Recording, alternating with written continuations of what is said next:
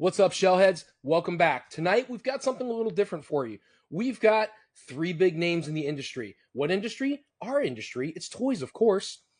Three guys who took it upon themselves to step out there and do their own thing, do their own Kickstarter, and put out a radical product. And we're going to get to talk to them tonight. So sit back, relax, strap it on in, because we're going to be covering some Toy Biz, some Hasbro, and some other names you love. Welcome back, because this is Drinks and Toys.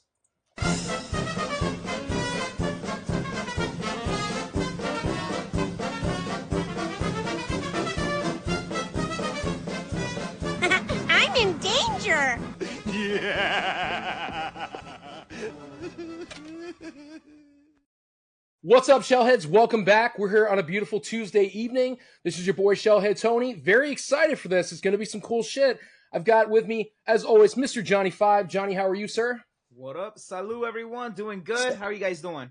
Absolutely, man. Salute. And Wheezy, how are you, sir? I'm good, man. I'm here. I'm excited. Let's do it. And welcome back, because this is Drinks and Toys, and we've got something special for you. You know, we get a little bit of little guests here and there, man. But we're excited, man. These cats came on board, and you guys have a Kickstarter going for some seriously dope ass figures, man. Like I'm looking at the pictures, and I'm stoked about. First, I love Gordy, which is awesome, and then the Fly that came out fucking amazing.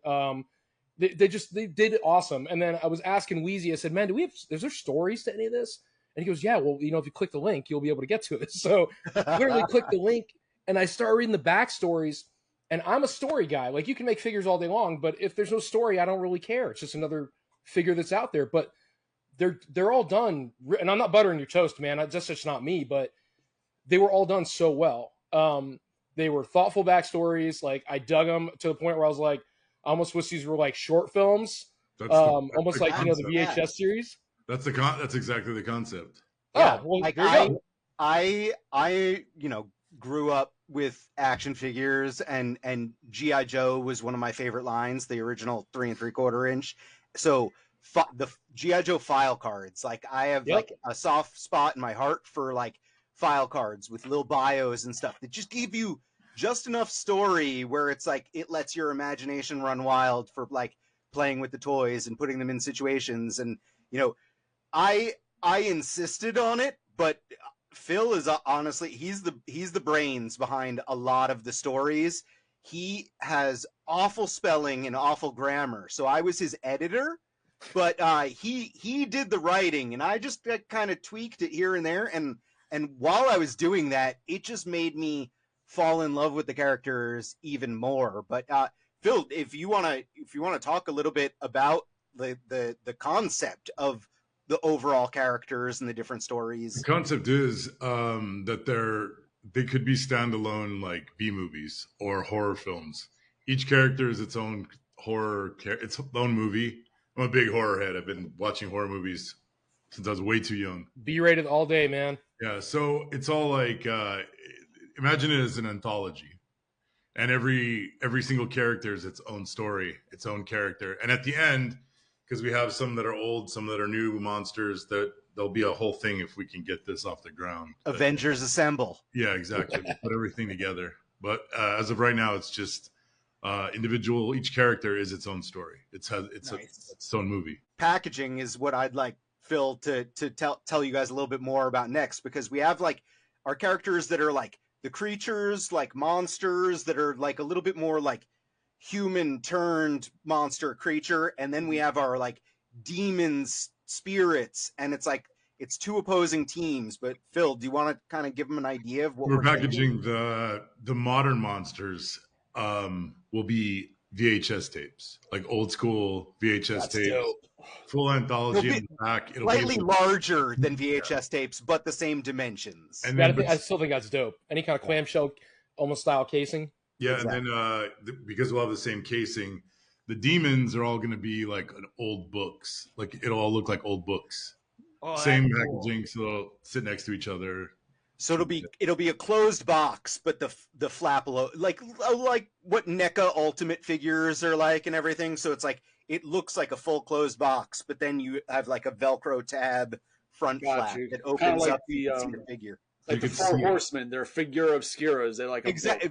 Figure Obscura, the Big Bad Toy Store, the Monster Force figures that just came out, like Right. that same kind of deal. So it's like So- it's a collector friend. Like if you can't tell, I'm an opener. Like I believe in opening up, playing with your toys. Articulation is like my god. I So did tell you a I'm winker. yes, but I do appreciate a good package. So Thank you. There's a bunch of packages here. yeah, having collector friendly packaging in general was like it's something that we want to do, you know. So it's like if you did want to keep it in the package, fine, or you can always open it up, take the figure out, mess with it, and if you want to put it back in there to store it, like that's cool too. Gin, hate, and rage all come in the book. I actually collect older horror books, and the Nice. thing about collecting those is the covers on them. I really like unique ones, so that's definitely going to fit perfectly in there with that. Because I think the VHS thing, you're going to capture so many people with. I'm an inbox guy. I can't help it. It's just me. If I want to open, there's got to be one to show, one to go. Yeah. Like I That's can't. fair. I can't open the one that I got, but I can open a second one if I have it. But I'm big on packaging, so for me, that's dope because I love box art. I can appreciate how much effort goes into that box art. Because if you just went to the store and you bought a brown box, you're like, well, I'm not interested in this. They buy it because it looks really sick, and then they see the toy and it's even sicker, and so it just makes you want to buy it. But the idea is that we're going to make these monsters that are like, classic monsters, like from that we all recognize, but we also want to do our take on our own stuff. Like we have the Christmas themed guy, the Crankle, that I think, like, honestly, like when Phil first told me about his concept for this guy, I was just like, it's like the Krampus or something. But then it was like, no, it went into its own direction. Like, Phil, this character, like, I don't want to just say what it is. Leave that up to you. But it's like, to tell them a little bit, because like the only thing we've really shown about the Crankle is images of the sculpt, and then Phil did the song, which that's actually Phil's voice. He did the recording for the music for the Crankle music video. But yeah, he wrote and recorded the song. Dude's crazy. So the concept is the Crankle is an alien who got really into the Santa folklore, and he's a Santa fanboy basically, and he's taking it upon himself because he's deranged essentially to stop kids from catching a glimpse of Santa, because you're not supposed to do that. So if he catches you staying up late to see Santa Claus, he dismantles you and puts you on his Christmas tree. Holy shit, that's great. So creepy. I want to see a short film. You need to get with somebody. I wrote it in like very like Seussian rhyme scale, so I've read it to kids, and kids weird out by it. The Crankle Christmas song. When I first got it from Phil, I was like, holy crap, this is super creepy. And then I played it for my son, who just turned 11, and he was like, this is so scary. I was like, yeah. So I had to take off the back doors of my house to get it in. It was great. That's awesome. So Phil, I wanted to ask you something, because I was looking at the gallery on your website, and I love the sculpture work you do, man. It's really incredible stuff. And I mean, I love art, so I love to draw and paint and all that stuff. So seeing that's really incredible. So I just kind of been curious, like, what got you into sculpting? Like, what was that? It's a long story, but I'll give you the abridged version. I was 17 years old. My brother lived next door, or my brother's best friend lived next door to a guy who worked at a company called Varner Studios. And Varner was the guys that did the Turtles, the OG Turtles. Original Playmates Ninja. The original Playmates. Did the original sculpts, right? Yeah. Yeah. And I got in there to get it, because I was like 17, 16, still buying toys, which was not very cool back then. It wasn't. In 1989 and 1990, I was afraid when I was in toy stores, It was not seen- very cool until recently, and I He had to still don't know register if when he it's cool. moved. That's how bad Yeah. it was. It's way cooler now. And I got in there the guy gave me a tour, and I drew and I painted lead miniatures because I played D&D, and they offered me a job essentially being like a mold maker, janitor. Like if they had stuff extra, they'd have me try stuff, and that was right out of high school. And Nice. and then one day I had nothing to do, so they said, "You want to try sculpting?" And I said, "Sure."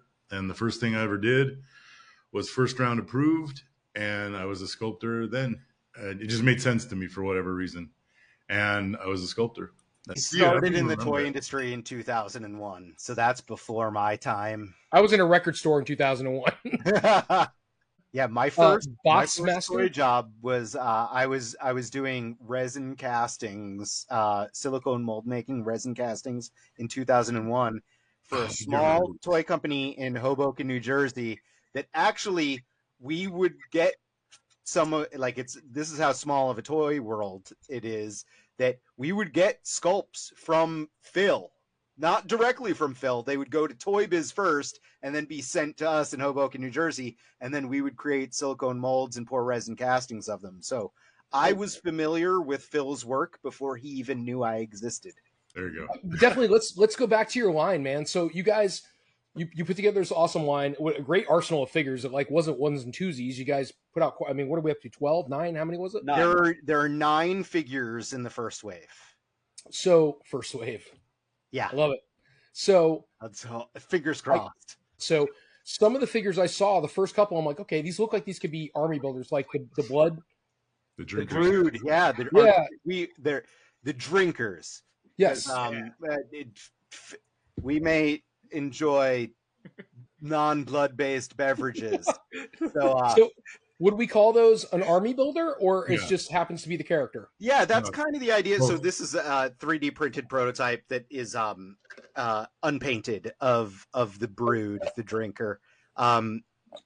We basically have this one so that way I can mess with the articulation on it and get him into all kinds of crazy poses.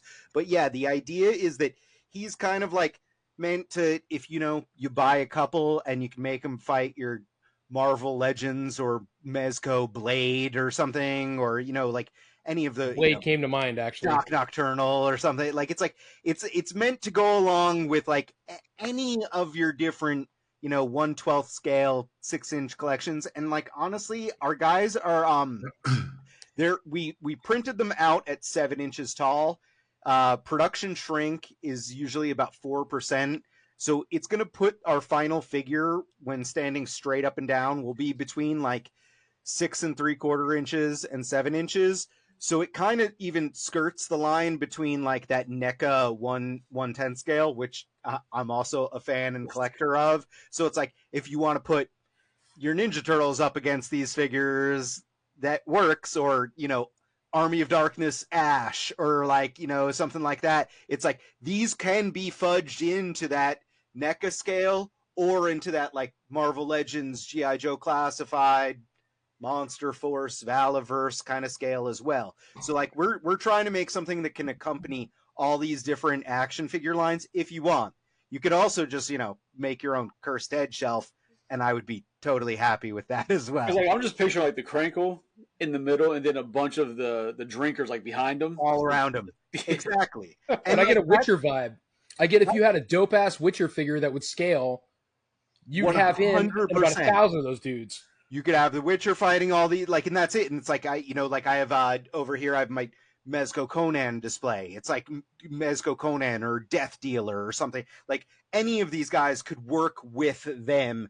And when you're talking about army builders, one of the things that we've done is 8 of the 9 figures in this first wave, they come with multiple heads, multiple hands, character-specific accessories, which you can see in the Kickstarter breakdown. But 8 of the 9 figures also come with this little skull head as well that has an articulated jaw. So you can swap Army out build the the heads shit out that of are that. on the figures with this skull head and make it into like this creepy skull zombie army builder as well. So you have options with 8 of the 9 figures. The only figure that does not come with the skull head is Dr. Crane, the Which fly. makes sense. Fly. Yeah. So yeah, the reason being with that is it is the fly figure is built off of that same base body, but he has a lot more unique sculpted parts on him, and we figured anyone that buys the fly is going to keep it as the fly. They're not going to, try to make him into an army builder. They're going to likely want him to just be what he is, because he's pretty freaking awesome. You know what? What's really Go ahead, cool Johnny. I'm about sorry, these man. guys, is that even as army builders, there's room there. You can see how you can even customize them. And I'm already thinking in my head, man. Oh my god, I'm already thinking of a couple people on Instagram that I know they're gonna love to get their hands on these, and then start doing that. They're gonna start, customizing and painting them up, and it's gonna be. I'm excited to see those images. We want that. We want to encourage that, and that's like some of the bundle options in the Kickstarter kind of encourage people to buy multiples, whether that's through army building or customizing. So it's like you can buy a Drinker 3-pack at a reduced price, and then Hate and Rage, which are 2 of the demons. It's the black demon and the red demon, because they're the demon brothers. So we wanted to encourage people to get the both of them. So you can, if you buy the double pack of them, the price drops a little bit. And what's cool with the Kickstarter is if like you wanted to buy the Brood 3-pack, but you're also interested in the Demon Brother 2-pack, what you could do is you always pick the pledge that's like, the highest pledge, whatever has the most stuff that you want in it. And then after you do that, there's a section in there called add-ons, and the add-ons actually have all those bundle deals and individual figures separately that you can tack on to your pledge. So and honestly, like these figures, like we want them out there, or we want to put them, we want them available on Big Bad Toy Store.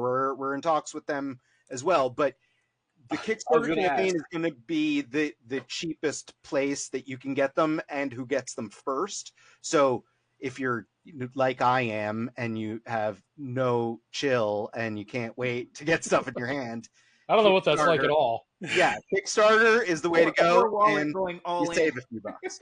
Yeah, and the other thing is like Kickstarter in general, like they don't collect your money right now. Like it's like you can go pledge right now for whatever dollar amount you want, and they're not going to take it from you.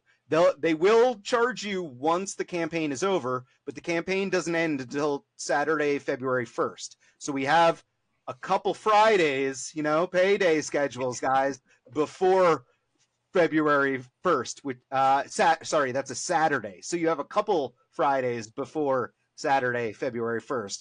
And pledging now helps us get closer to those stretch goals that I really want to start showing people, because I think they'll be really excited about the other stuff we have planned. Yeah. I mean, it seems really exciting. And speaking of the articulation, what's really cool about that is it really appeals to a lot of like toy photographers as well. Yes. So doing that, I think that's going to be very exciting. So what else, man? Like, give us whatever you got with this, with the Kickstarter, man. We're excited for it. I hope it takes off, and I hope it happens, and I hope it gets funded and we get these figures, because again, I love these. Again, I'm going to harp on the backstories. I'm a backstory guy, and I love these backstories. The Gordy one. So you wrote Gordy also, Phil? Yeah. So well, the I concept like it was mine. I'm reading a buddy of mine helped flesh it out a little bit, but the idea was mine. Someone that, kid gets killed, grows out a pumpkin monster, and every time he kills somebody, I don't think it's in the story, but every time he kills somebody, a new face comes on. Which I think is awesome. That's why there's the multiple carved faces into Gordy's head. So by the end of the movie, it would be covered in faces.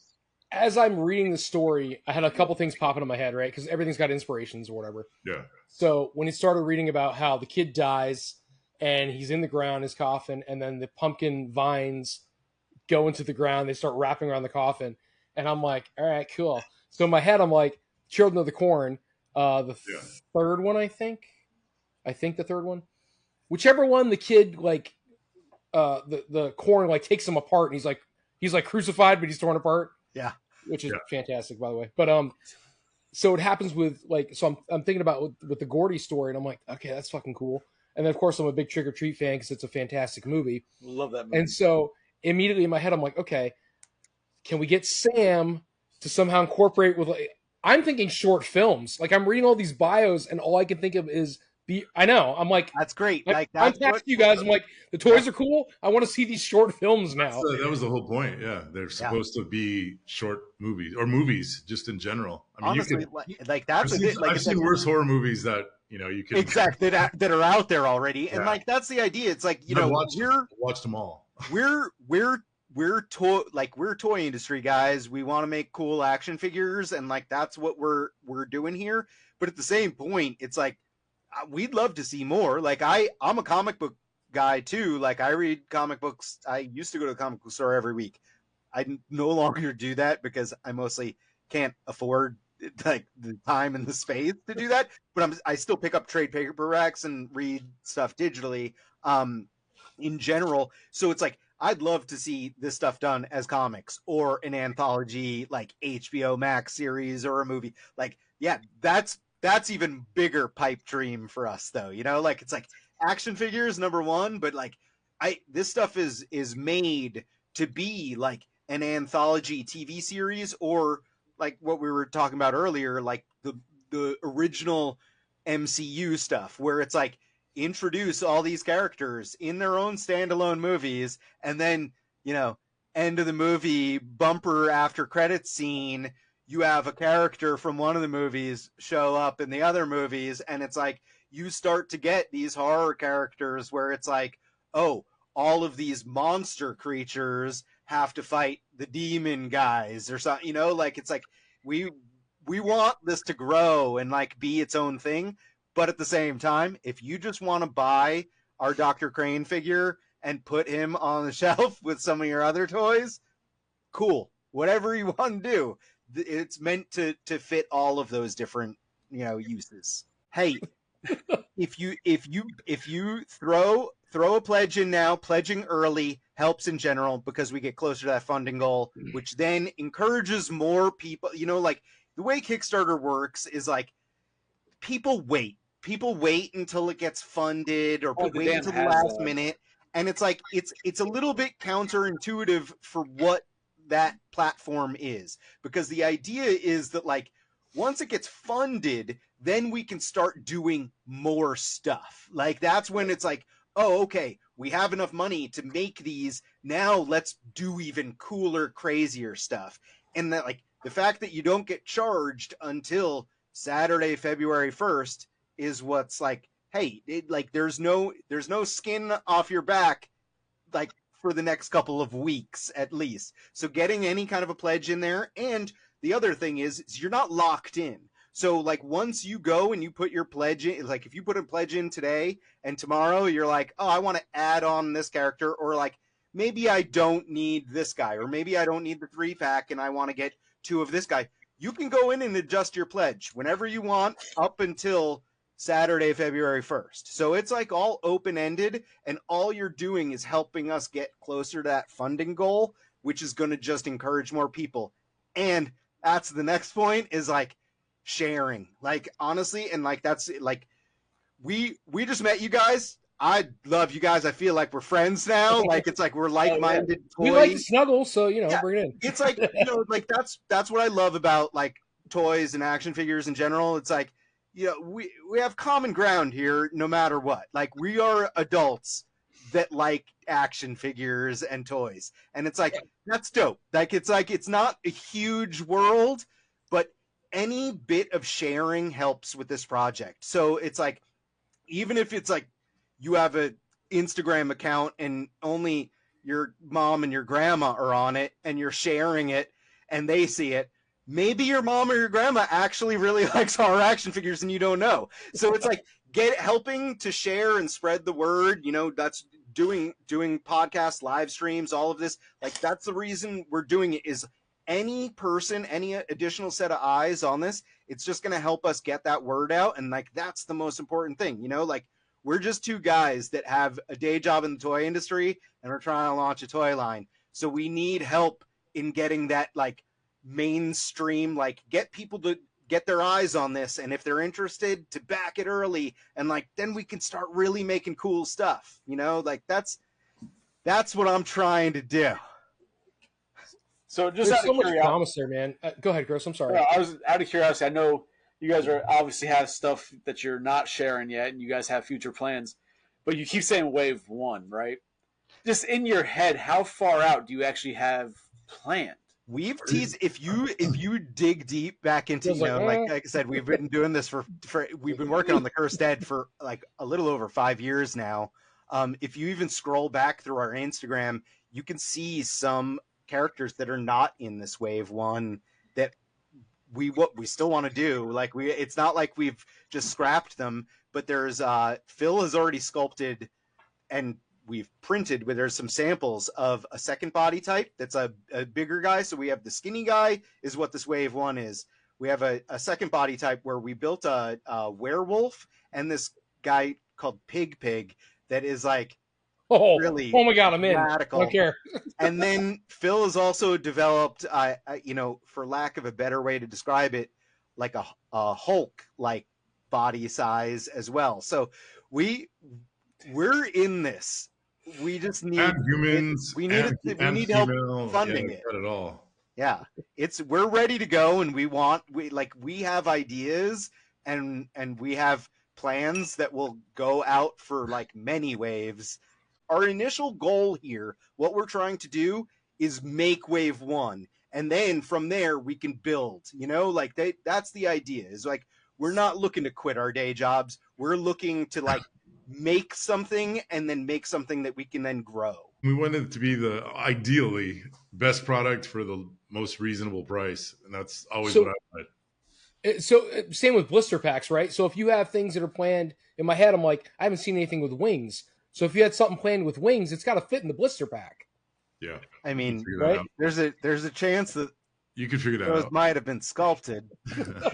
So, just curious, because you guys are in the professional industry, you guys have been in it for years, you know. So why the independent route versus maybe reaching out to some of the other companies you've worked with and seeing? Nobody wants to do anything that isn't an established IP. Yeah. Nobody wants. We're creating new IP. Yeah. I mean, nobody wants to take a chance at IP. I mean, everyone's just going to keep doing big this. Companies, they want to make, you know, a Marvel movie or something, you know, like the equivalent. And it's like now it's like something established. Video games. And we're doing low run. Like the money's there, the margins aren't there. There are exceptions, you know, because like obviously Four Horsemen are smaller and they're doing their own thing. Mezco does some of their own IP, but it's like those are the smaller guys. And in all honesty, they don't necessarily want to work with outside people. They want to develop their own IP themselves. So like we're kind of trying to do that same thing as them, and that's it. Like it's like honestly, and my other answer for that is like I'm like I said, giant comic book fan. We work on a ton of Marvel Legends. I have a giant shelf of Marvel Legends up here. I still buy them all the time. When you're working on prototypes for other companies, it gets to a point where you hand that prototype, like whether it's a digital prototype or a physical prototype, off to the client, off to the company, like the Hasbro or Mattel or Diamond or Dark Horse, whoever it is, and then they take it across the finish line. And that's where this project for us is different, because we get to make sure that these are exactly how we intended them to be. Meanwhile, when we're doing this work for these other clients, like I can't tell you how often we'll get something in that we were like so excited about, and then we get the final product in and we're like, that's a bummer. This doesn't work the way we had intended it to, or like this sculpted detail like got lost in production or something, you know, like something has happened, and because we're not overseeing that whole process from start to finish, you know, like it's someone else's job, someone's job that's across the country to do that, and they don't necessarily have the same insight on the prototype that, you know, we had. So like, and then cost. Exactly. Like it's like there could be a variety of reasons why it comes out differently, And it's like, this is different for us because it's like we get to take it across the finish line, and we get to, you know, put something out that like hopefully we're proud of at the end of the day. You know, like I know I don't want anything to ship that I'm not proud of. So that's, I think Phil's likewise. Absolutely. Guys, I feel like we go on for like another hour easily, but thank you guys so much for coming on board, man. We're excited about what you got going on.